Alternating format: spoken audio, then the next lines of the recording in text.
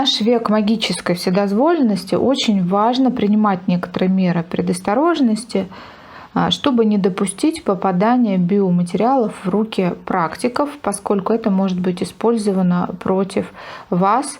Поэтому важно уметь правильно заметать, что называется, свои следы. Прежде всего, старайтесь не распространяться в социальных сетях о своей точной дате рождения, не указывайте свое настоящее имя, местоположение, не выкладывайте свежие, незащищенные защитами фотографии. Иначе вы предоставляете врагу все необходимые составляющие для создания черного ритуала. Темные практики обычно просят что-то от человека, его фотографию, его биоматериалы, волосы, личную вещь, кровь и так далее. Все это поможет создать мощное воздействие. Поскольку любая наша вещь, фотография и биоматериал, соответственно, хранит запись, то есть всю информацию о нас. Необходимо уметь обрывать какую-либо связь, например, с уже украденными вещами, либо уже с размещенными фотографиями, чтобы таким образом нейтрализовать уже существующее воздействие или не допустить создания нового. Связь с тем, с чем вы хотите распрощаться навсегда или с кем, можно оборвать с помощью печати Хель. Это магический став богини Хель. Он обладает способностью закрывать любой канал связи с чем-либо или кем-то. Богиня Хель в германо-скандинавской мифологии – это повелительница мира мертвых. Богиня смерти, старения, разложения, обновления жизни. Ее олицетворяют с неизбежностью, концом, отчаянием и перерождением.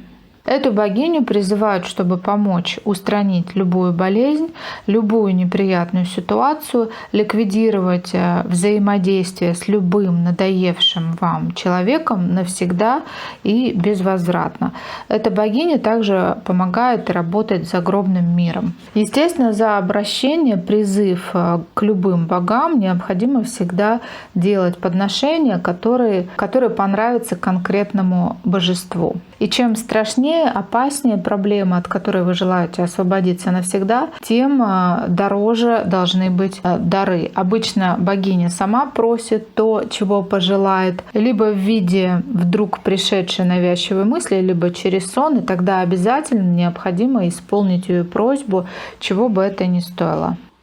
Хель нужно нести крепкий алкоголь, мясо с кровью, печень с кровью, хорошее вино, яблоки, хлеб, хороший шоколад, кофейные зерна, и также она любит засушенные цветы розы. С помощью данной печати Хель можно оборвать связь со своим биоматериалом, с вещью, чтобы не дать возможности действовать черному ритуалу. Например, вы можете оборвать связь со своими фотографиями, волосами, когда-либо состриженными, со всеми своими вещами, нижним бельем. Но не спешите разрывать связь со всеми фотографиями, особенно тем людям, у кого стоят защиты через фотографию.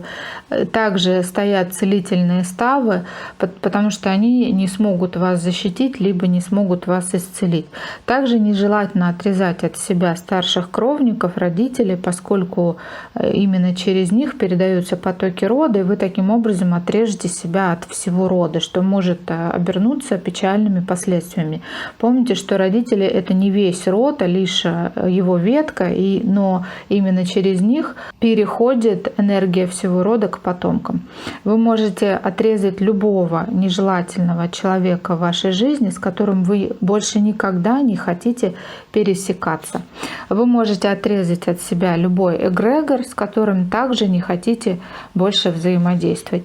На все, с чем вы хотите оборвать связь, можно поставить печать Хель, и этого больше не будет в вашей жизни.